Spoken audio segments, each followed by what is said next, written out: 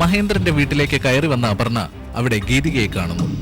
അമ്മ വീട്ടിൽ നിന്ന് മറ്റെവിടേക്കോ പോയി എന്നും തന്നോട് അച്ഛന്റെ അടുത്തേക്ക് പോയിക്കൊള്ളാൻ പറഞ്ഞുവെന്നും ഗീതിക മഹേന്ദ്രനോട് പറയുന്നു. ഗീതിക ഇവിടെ നിൽക്കുകയാണെങ്കിൽ താൻ ഇവിടെ നിൽക്കില്ല എന്നും അതുകൊണ്ട് അവളെ ഇവിടെ നിന്ന് പറഞ്ഞയക്കണമെന്നും മഹേന്ദ്രനോട് പറയുന്ന അപർണ. ഒടുവിൽ ഗീതിക അവിടെ നിന്ന് ഇറങ്ങിപ്പോകുന്നു. അത് തടയുന്ന മഹേന്ദ്രൻ. പക്ഷെ അവൾ അത് അവഗണിച്ച് അവിടെ നിന്ന് പോകുന്നു. വിഷമവൃത്തത്തിലാകുന്ന മഹേന്ദ്രൻ വഴിയിൽ വെച്ച് ഗീതികയെ അരവിന്ദൻ കൊണ്ടുപോകുന്നു. സൈബർ സെല്ലിൽ മീനാക്ഷിയുടെ കോൾ ഡീറ്റെയിൽസ് എടുക്കാൻ വരുന്ന സൈമൺ പണിക്കർ. ഗീതികയെ ആശ്വസിപ്പിക്കുന്ന അരവിന്ദനെ പറ്റി അന്വേഷിക്കാൻ അയാളുടെ ഹോട്ടലിലേക്ക് അഭിരാമിയെ പേര് മാറ്റി പറഞ്ഞയക്കുന്ന ശ്രീറാം ചന്ദ്രശേഖർ. തുടർന്ന് കാണുക. ഈശ്വരൻ സാക്ഷിയായി അന്ത്യഘട്ടത്തിലേക്ക്.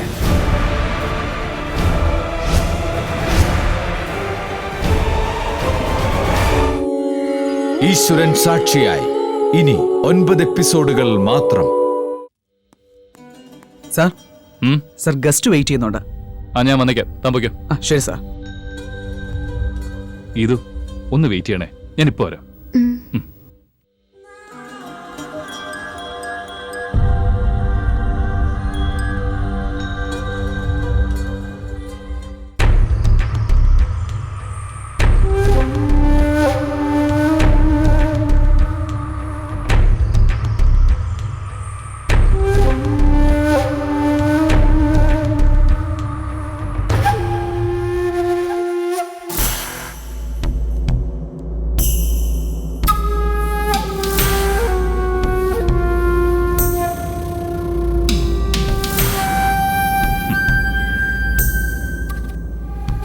യെസ്, പറയൂ.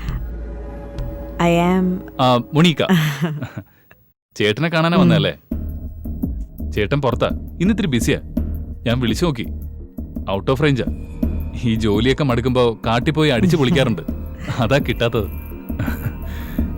എന്തും എന്നോടും പറയാൻ കേട്ടോ. ആദർശ് തന്നെ അരവിന്ദ്, അങ്ങനൊരു വ്യത്യാസമൊന്നുമില്ല. എന്നോട് അരവിന്ദിനെ കുറിച്ച് പറഞ്ഞിട്ടുണ്ടായിരുന്നു ആദർശ്. ചെന്നൈന്ന് എപ്പോ എത്തി? ഇന്ന് വന്നതേ ഉള്ളൂ. ഓ, ഞങ്ങളുടെ ഈ റോക്കോൺ ഹലോ ഞങ്ങളുടെ ഈ റോക്കോൺ കണക്ഷനെ കുറിച്ചൊക്കെ അറിയാലോ അല്ലേ? പിന്നെ അറിയാം, അതിനുവേണ്ടി തന്നെ വന്നത്. ഓ, അപ്പോ കാര്യങ്ങൾ വളരെ ഡള്ളല്ലേ? അതെ. ഇടയ്ക്കൊരു റീഡും പ്രശ്നമൊക്കെ കയറി വന്നു അല്ലേ? ഞാൻ അറിഞ്ഞു. അതിവിടെ ഉണ്ട്. ചിലവന്മാർ ഈ TV ക്യാമറയ്ക്ക് മുന്നിൽ ഷൈൻ ചെയ്യാൻ വേണ്ടി എടുത്തിടും. ഈ ന്യൂസ് ചാനൽസ് ഒക്കെ ഉള്ളതുകൊണ്ടേ ഫിലിം സ്റ്റാർസിനെ കാട്ടി പോപ്പുലാരിറ്റി കിട്ടുമല്ലോ.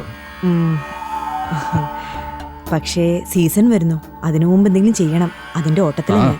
എനിക്കത് മനസ്സിലായി. പുതിയ കുട്ടികൾ വളരെ സെൽഫ് മാനേജ് ചെയ്യാൻ അറിയാവുന്ന ന്യൂ ജനറേഷൻ കുട്ടികളാ. അവർക്കിപ്പോ നമ്മുടെ സപ്പോർട്ടൊന്നും ആവശ്യമില്ല. They can do their own business. പക്ഷെ ഒരു കാര്യമുണ്ട്, ഇപ്പൊ കൃത്യമായി ഷോക്കേസ് ചെയ്യാനും ഒരു ബാർഗെയിനിങ് സ്പേസ് ഉണ്ടാക്കണമെങ്കിലും നമ്മളെ പോലുള്ളവരുടെ സപ്പോർട്ട് വേണമല്ലോ. അത് പറഞ്ഞ തലയിൽ കയറണ്ടേ? അത് ശരിയാ. ഈ വഴിവക്കിന്ന് വിളിച്ചു പോകുന്ന പോലെ അല്ലല്ലോ.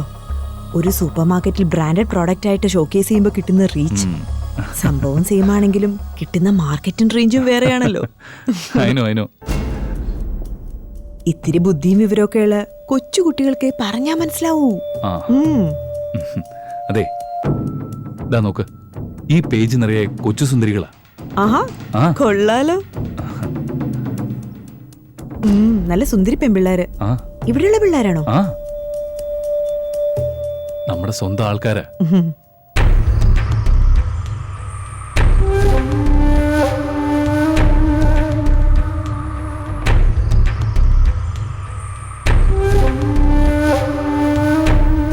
ഇതേതാ ഈ കുട്ടി?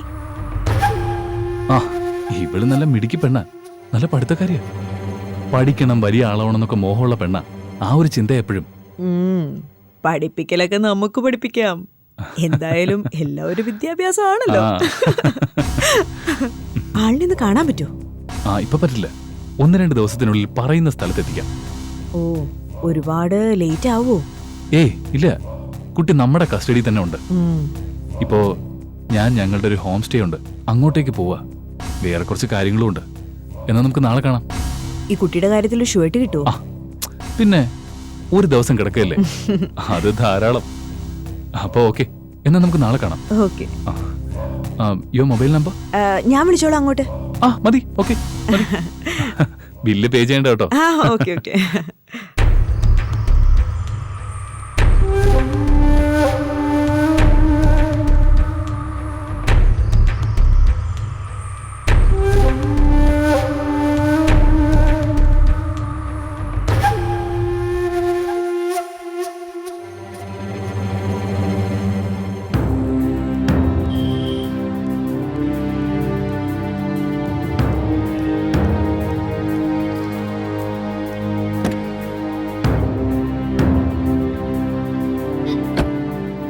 എന്തായി? ഞാൻ അവനോട്ട് സംസാരിച്ചു. അവന് സംശയം വല്ലതും തോന്നിയോ? ഇല്ല. പിന്നെന്താ നിനക്ക് ടെൻഷൻ? അവന് സംശയം തോന്നിയില്ല എന്ന് മാത്രമല്ല, അവന് ഇൻട്രസ്റ്റിലും ആയിരുന്നു. ഞാൻ പറഞ്ഞപ്പോൾ അവൻ കുറച്ച് പെൺകുട്ടികളുടെ ഫോട്ടോസും കാണിച്ചു. അതില് ഗീതികയുടെ ഫോട്ടോ. ഏത്? ഗീതിക മഹേന്ദ്രന്റെ. അതങ്ങനെ? എനിക്കറിയില്ല. 2 ദിവസത്തിനുള്ളിൽ ഗീതികയെ നമ്മുടെ കയ്യിൽ ഏൽപ്പിക്കാമെന്ന് അവൻ പറഞ്ഞത്. നമ്മൾ വിചാരിച്ചാലും അപ്പുറത്തെ കാര്യങ്ങൾ ചെയ്യുന്നു. ദേ കണ്ടോ? ഇവൻ നമ്മൾ വിചാരിച്ചതുപോലെ അല്ലല്ലോ. ഇപ്പൊ എവിടെ പോയിരിക്കും ഇവര്? അറിയില്ല. നമുക്കെന്തായാലും ഫോളോ ചെയ്യാം.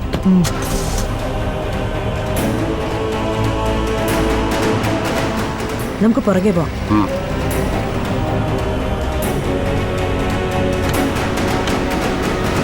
വിട്ടു.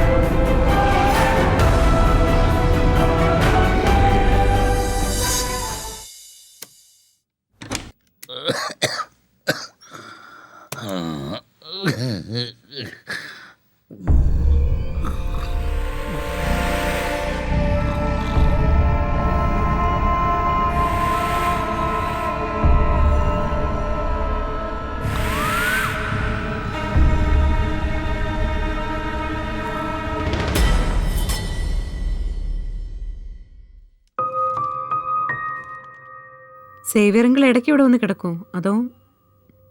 അതെ. അതെന്താ നിങ്ങൾ തമ്മിൽ ഇത്ര അടുപ്പം? ഈ അടുപ്പത്തിന് പിന്നിലെ കാരണമെന്നറിഞ്ഞാൽ കൊള്ളായിരുന്നു. സ്വന്തമെന്ന് വിചാരിച്ചിരുന്നവരൊക്കെ കൈയഴിഞ്ഞ സമയത്ത് ഒരു താങ്ങും തണലുമായിട്ട് എൻ്റെ കൂടെ ഉണ്ടായിരുന്ന ഇയാളല്ലേ എനിക്ക് ഈ വീടെടുത്ത് തന്നതും സേവിച്ചനാ. ഓ, അതിന്റെ കടപ്പാടും സ്നേഹമൊക്കെ കാണിക്കുന്നതായിരിക്കും. പിന്നെ ഈ വീട്ടിൽ ഒറ്റയ്ക്ക് കഴിയുന്ന എനിക്ക് മിണ്ടാനും പറയാനും ഒരാൾ വേണ്ടേ? ഒന്നാലോചിച്ച അയാളും എന്നെ പോലെയാ. എല്ലാവരും ഉണ്ടായിട്ടും ആരും ഇല്ലാത്തവനാ ഞാൻ. അയാൾക്ക് പക്ഷേ അങ്ങനെയല്ല, ശരിക്കും ആരുമില്ല. ഇത്രയൊക്കെ വേണ്ടപ്പെട്ട ഒരാളായിരുന്നു എന്ന് എനിക്ക് മനസ്സിലായില്ല. എങ്കിൽ പിന്നെ ഞാൻ തന്നെ ഒരു ചായ ഇട്ട് കൊടുത്തേക്കാം അല്ലേ?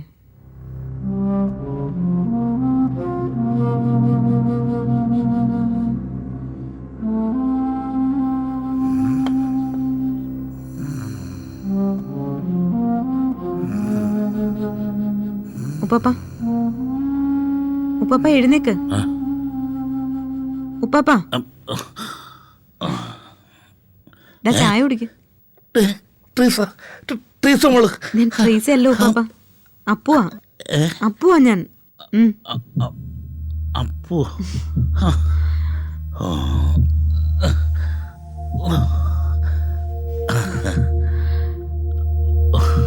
കുടിക്ക്. മധുരം ഒരിത്തിരി കുറവാ.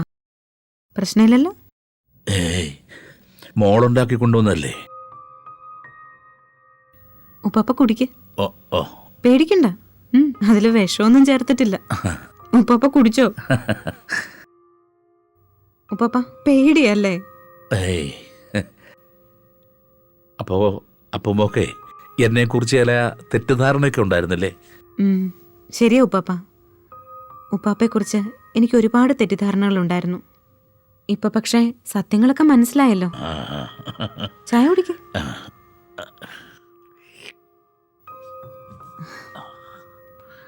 മധുരം കുഴപ്പമില്ലല്ലോ അല്ലേ? ഇല്ല, കറക്റ്റാ. ട്രീസ് മുകളിലിട്ടിരുന്ന അതേ ചായ.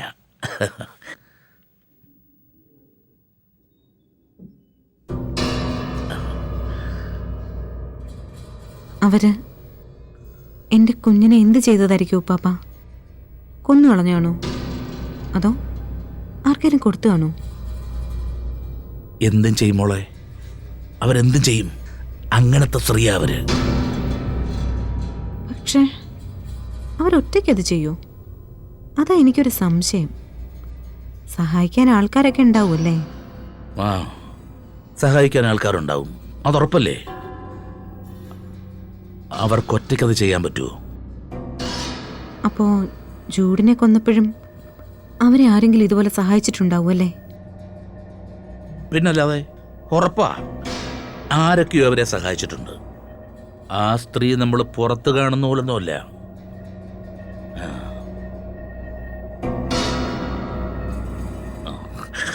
നല്ലയായ. ഓ, ഉപ്പാപ്പ എന്നെ അങ്ങ് വിശ്വസിച്ചല്ലേ? എന്താ മോളെ? ആ ചായയിലേ ഞാൻ വിഷം ചേർത്തിരുന്നു. വിഷമോ? ടേസ്റ്റ് തിരിച്ചറിയാൻ പറ്റാത്ത ഒരു പ്രത്യേക തരം വിഷം. അയ്യോ അയ്യോ അയ്യോ അയ്യോ അയ്യോ അയ്യോ എടോ മഹേന്ദ്ര, കിടന്ന് വിളിക്കണ്ട. എടോ അയ്യോ, ആരെ വിളിക്കണ്ടെന്ന്. നിങ്ങളങ്ങ് പേടിച്ചു പോയല്ലേ? പേടിക്കണം. ഞാനേ മുന്നും പിന്നും നോക്കാനില്ലാത്തൊരു സ്റ്റേജിൽ നിൽക്കുക. എനിക്കിനി ഒന്നും നോക്കണ്ട, കൊന്നുകളയും ഞാൻ. എന്തൊക്കെയാ മോളെ നീ പറയുന്നേ? എന്തായാലും നിങ്ങളെ ഞാൻ സമ്മതിച്ചു. ഞാനിവിടെ ഉണ്ടെന്നറിഞ്ഞിട്ടും ഈ വീട്ടിൽ വന്ന് കിടന്ന് ബോധം കെട്ട് ഉറങ്ങാൻ നിങ്ങൾക്ക് തോന്നിയല്ലോ. ഭയങ്കര ഗട്ട്സാ നിങ്ങൾക്ക്.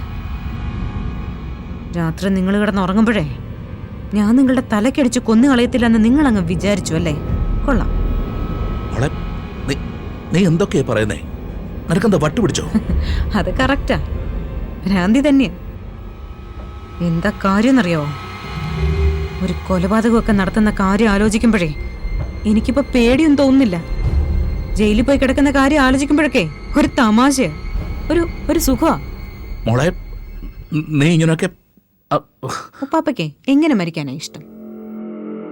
തലയുടെ ബാക്കില് മെഡിലോ ഒബ്ലാങ്കിട്ടൊക്കെ മൊമെന്റോ കൊണ്ട് ഒരു അടി കിട്ടിയിട്ടാണെങ്കിൽ എങ്ങനാ? നല്ല സ്റ്റൈൽ എൻ്റെ അത്തായിരിക്കും അല്ലേ? നീ വട്ടഭിനയിക്കല്ലേ? ആ, കറക്റ്റാ.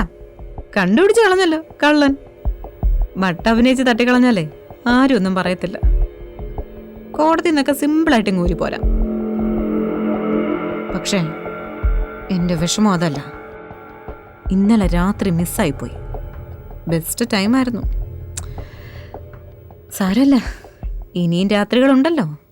ഉപ്പപ്പ ഇവിടെ തന്നെ കാണുമല്ലോ അല്ലേ? നമുക്ക് വഴിയുണ്ടാക്കാം. മോളെ, മാർപ്പാപ്പയെ ബൈബിൾ പഠിപ്പിക്കാൻ വരല്ലേ? ഇതിലും വലിയ കളി ഞാൻ കണ്ടിട്ടുണ്ട് കേട്ടോ. ഉപ്പാപ്പ എന്നെ ഒരു ശത്രുവായിട്ട് കാണരുത് കേട്ടോ. എന്തിനാ എന്നെ ഒരു ശത്രുവായിട്ട് കാണുന്നത്? അല്ലേ തന്നെ ഒന്ന് ചിന്തിച്ചേ. ഉപ്പാപ്പ എന്തിനാ ഇങ്ങനെ ജീവിച്ചിരിക്കുന്നത്? ആരെങ്കിലും ഉണ്ടോ ഒരു രക്തബന്ധം? എല്ലാവരും പോയില്ലേ? ട്രീസയും ജൂഡിന്റെ കുഞ്ഞും എല്ലാവരും പോയില്ലേ? അപ്പൊ പിന്നെ ഇനി എന്തിനാ ഉപ്പാപ്പ ജീവിച്ചിരിക്കുന്നേ? അപ്പൊ പിന്നെ ഇനി ഉപ്പാപ്പയും ജീവിച്ചിരിക്കണ്ട, അതല്ലേ നല്ലത്? ഉപ്പാപ്പയോടുള്ള സ്നേഹം കൊണ്ടാ ഞാനീ പറയുന്നത്. ഇവിടെ തന്നെ കാണണം കേട്ടോ.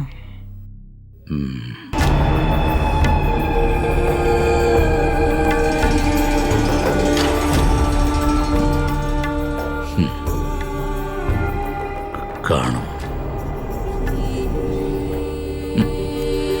അപ്പൊ അഡ്വക്കേറ്റ് അഭിരാമിയും കൊണ്ടാണ് അവന്റെ കറക്കം. അവര് തമ്മിൽ എന്തോ സാറേ ബന്ധം?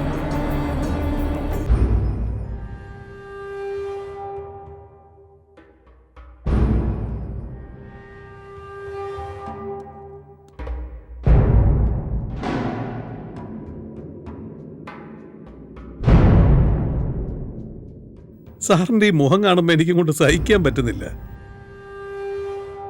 സിംഹത്തിന്റെ മുമ്പിൽ മാൻപേട ചെന്ന് പെടുമ്പോൾ കാണിക്കുന്ന ഒരുതരം പരവേശമുണ്ടല്ലോ. സാറേ, ഞാൻ കടിക്കത്തും തിന്നത്തൊന്നുമില്ല. എന്തുവാ സാറേ ഒരുമാതിരി കൊച്ചു പിള്ളേരെ പോലെ? സർ, ചോദിച്ച ഡീറ്റെയിൽസ് ഒക്കെ കംപ്ലീറ്റ് ആയിട്ട് ഞാൻ കൊടുത്തു വിട്ടിട്ടുണ്ടായിരുന്നു. അതൊക്കെ കിട്ടി, ബോധിക്കുകയും ചെയ്തു. അതുകൊണ്ടാണല്ലോ വീണ്ടും ഒരു വരവ് കൂടി വരേണ്ടി വന്നത്. സാറിന്റെ ഈ മുഖഭാവം പിന്നെയും കാണുമ്പോൾ ഒരുമാതിരി വയറ്റിൽ നിന്ന് പോയില്ല ചിലരുടെ മുഖത്ത് ഇങ്ങനെ ഒരു വൈക്ലബ്യം ഉണ്ടായിരിക്കും. ഒരു കാര്യം ചെയ്യും, സാറിന്റെ കൂട്ടുകാരനെ ഒന്ന് വിളിക്കേ. എന്താ സർ? ആ ശ്രീരാമനെ കൂടെ ഒന്ന് വിളിക്കേ. എന്തിനാ സർ?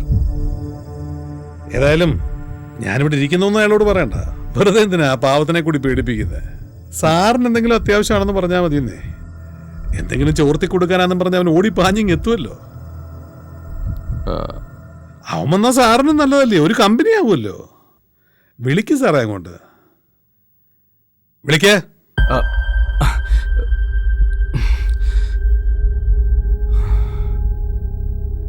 ഞാനിവിടെ ഉണ്ടെന്ന് പറയണ്ട സർ. അതെ, ലൗഡ് സ്പീക്കറിൽ ഇടണം.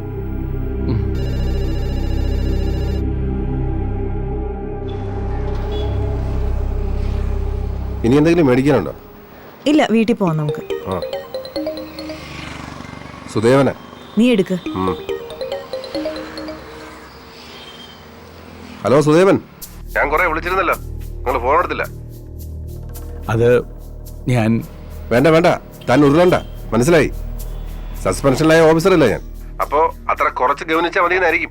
അല്ല സർ, ഇവിടെ വേറെ ചില തിരക്കുകളായിരുന്നു സർ. സാർ ഇപ്പൊ എവിടെ ഉണ്ട്? ഞാൻ സിറ്റി തന്നെ. ഒന്ന് ഓഫീസ് വരെ വരുമോ? ഈ സമയത്തോ? എന്താ കാര്യം? അത് നേരിട്ട് സംസാരിക്കേണ്ട കാര്യമാണ്. അത്യാവശ്യമാണോ? ഈ സമയത്ത് ഞാൻ ഇവിടെ വന്ന് കയറിയിട്ട് തനിക്ക് പാരയാവരുത്. ഹേയ്, ഒരു കുഴപ്പമില്ല. ഇതൊരു അത്യാവശ്യ കാര്യമായിട്ടാ. എങ്കിൽ ഞാൻ വരാം. എന്റെ കൂടെ അഡ്വക്കേറ്റ് അഭിരാമിയും കാണും. കുഴപ്പമില്ലല്ലോ? ഇല്ല സർ, ഇല്ല. അതുവഴി വരാം. ഓക്കെ, അങ്ങോട്ട് ചെല്ലണമെന്ന്. നമുക്ക് പോയിട്ട് വരാം.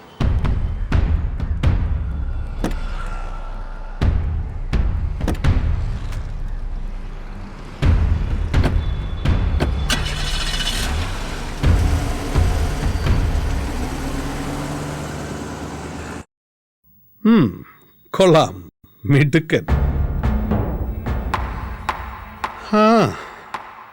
അപ്പൊ അഡ്വക്കേറ്റ് അഭിരാമിയും കൊണ്ടാണ് അവന്റെ കറക്കം. അവര് തമ്മിൽ എന്തോ സാറേ ബന്ധം? ഇവന്റെ കൂടെയാ ഇപ്പൊ അവളുടെ പൊറുതി. ഇവക്കാണെങ്കിൽ ഡൽഹിയിൽ വേറെ കെട്ടിയോനൊക്കെ ഉണ്ടെന്നാ പറയപ്പെടുന്നത്. വല്ല ബോഴനൊക്കെ ആയിരിക്കും.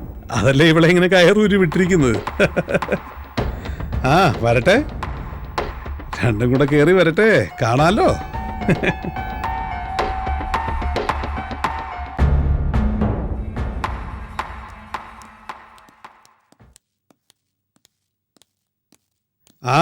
എസ് പി സാറേ, എത്രണ്ണം അടിച്ചു? അതെ, മുണ്ടുനീരുമായിട്ട് അങ്ങനെ ഒരുപാടൊന്നും അടിക്കരുത് കേട്ടോ. ഇത് ഒരു വലിയ മഞ്ഞുമലയുടെ ഒരു അറ്റം മാത്രമാണ്. ഇതേ പിടിച്ച് ഞാൻ സകലതും പുറത്തു കൊണ്ടുവരും.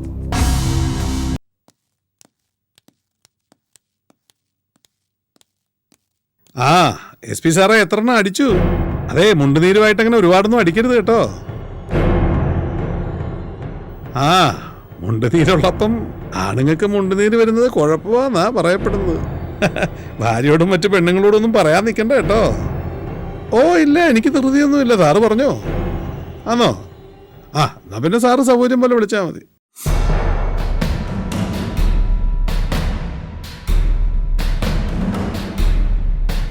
പിന്നെ എന്നാ ഉണ്ട് ശ്രീറാം സാറേ, പേടിച്ചു പോയോ? സാറ് ഞാനിവിടെ ഉണ്ടെന്ന് അറിയാതിരിക്കാൻ വേണ്ടിയിട്ടാ വണ്ടിയുടെ താക്കോല് വേറൊരാളെ കൊടുത്ത് മാറ്റിയിടാൻ പറഞ്ഞു. സാറിന്റെ പേടി എനിക്കൊന്ന് കാണണമല്ലോ. വന്നിരിക്കൂ സാറേ. വരണം. വക്കീല് വേണ്ട. ഇതിനകത്ത് പോലീസുകാർ മാത്രം മതി. വക്കീല് പുറത്ത് നിന്നോ. Okay, clear of please. എന്നതാ വക്കീലെ, പറഞ്ഞാ മനസ്സിലാവത്തില്ലയോ? ഒന്ന് പുറത്ത് നിൽക്കുന്നേ. നീ പുറത്തിരുന്നോ, ഞാൻ വരാം. ഞാൻ ശ്രീറാം സാർ ഇരുന്നാട്ടെ. അല്ല സുധീർ സാറേ, കസേര നോട്ട് ചേർത്തിട്ടാട്ടെ. ഒന്നെടുത്തിടന്നേ. നിങ്ങൾ ഒന്നില്ലെങ്കിലും കൂട്ടുകാരല്ലയോ? നിങ്ങൾ ഒന്നിച്ചിരിക്കുന്ന കാണാൻ ഒരു ചന്തോ ഇല്ലയോ? അങ്ങനെ അടുത്തിരിക്കേ. സാറും ഇരിക്കുന്നു, ഇനി പ്രത്യേകിച്ച് പറയണം. എന്താ അല്ലേ, രണ്ട് കൂട്ടുകാർ ഒരുമിച്ച് അങ്ങോട്ട് ഇരിക്കുക.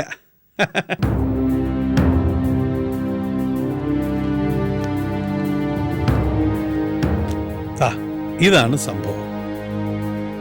ഒരു വർഷം ശ്രീരാം ചന്ദ്രശേഖരൻ ഈ കേസിന്റെ മോളിൽ കയറി അടയിരുന്ന് എന്തുണ്ടാക്കുമായിരുന്നു എന്ന് ചോദിക്കുന്നവരോട് എനിക്ക് കാണിക്കാനുള്ള മറുപടി. മീനാക്ഷി രവീന്ദ്രനും നീയും തമ്മിൽ നടത്തിയിട്ടുള്ള ഫോൺ സംഭാഷണങ്ങളുടെ ഡീറ്റെയിൽഡ് ലിസ്റ്റ്. നീ ആള് കൊള്ളാടാ. ഒരു ദിവസം 55 ഫോൺ കോളുകൾ വരെ നിങ്ങൾക്കിടെ നടന്നിട്ടുണ്ട്. ഒരു ദിവസം പോലും കോളുകളുടെ എണ്ണം 30 താഴെ കുറഞ്ഞിട്ടുമില്ല. മണിക്കൂറുകളോളം നീണ്ട മധുര സംഭാഷണം. എന്തായിരുന്നടാ നിങ്ങൾ തമ്മിൽ ഇത്രയ്ക്ക് അങ്ങോട്ട് സംസാരിക്കാനുണ്ടായിരുന്നത്? പാരീസിലെ ബോംബാക്രമണത്തെക്കുറിച്ചോ അതോ പ്രധാനമന്ത്രിയുടെ വിദേശ പര്യടനത്തെക്കുറിച്ചോ? അതോ ഇനി അവള് പഠിച്ച MBBS ഒക്കെ ഫോണിൽ കൂടെ നിന്നെ പഠിപ്പിച്ചു തരുമായിരുന്നു? ഞാനും മീനാക്ഷിയും തമ്മിൽ എന്തൊക്കെയോ ഉണ്ടായിരുന്നു എന്ന് പറയാൻ ചിലതൊക്കെ നിന്റെ വായിലിങ്ങനെ പുളിച്ച് തേട്ടുന്നു എന്ന് എനിക്കറിയാം. ആണും പെണ്ണും തമ്മിൽ അങ്ങനെ ഒരു ബന്ധമേ നിനക്കറിയൂ. അത് നിന്റെ കുഴപ്പമല്ല. അയ്യയ്യോ, നമ്മൾ പാവേ. നമ്മൾ ഈ ന്യൂ ജനറേഷൻ ഒന്നും അല്ലേ. നമുക്കിതൊന്നും കണ്ടാൽ മനസ്സിലാവുകയില്ല. സാറേ, ഇത് എന്നതാ ഉണ്ടായിക്കൊണ്ടിരിക്കുന്നു? അതങ്ങോട്ട് അടച്ചു വെച്ചേ. ഞാനും മീനാക്ഷിയും തമ്മിൽ സംസാരിച്ചത് വെച്ച് ഈ കേസിൽ നീ എന്താടാ ഉണ്ടാക്കാൻ പോണേ? നിനക്ക് ചെയ്യാൻ പറ്റുന്നത് എന്താന്ന് വെച്ചാൽ നീ ചെയ്ത് കാണിക്കും. അല്ലാതെ ആളെ വിളിച്ചിട്ട് ഷോ കാണിക്കാതെ. ഇത് ഒരു വലിയ മഞ്ഞുമലയുടെ ഒരു അറ്റം മാത്രമാണ്. ഇതേ പിടിച്ച് ഞാൻ സകലതും പുറത്തു കൊണ്ടുവരും. മൂപ്പിച്ച് വീർപ്പിച്ച് കെട്ടിയതിന്റെ ഇമേജ് മുഴുവൻ ഞാൻ കത്തിച്ച് ചാമ്പലാക്കും. ഞാൻ റെഡിയാ സൈമ. നിയമത്തിന്റെ വഴിക്ക് പോട്ടെ. നട്ടലുള്ളൊരു പോലീസുകാരനെ പോലെ അന്തസ്സായിട്ട് കേസ് അന്വേഷിച്ച് നീ എന്നെ കുരുക്ക്.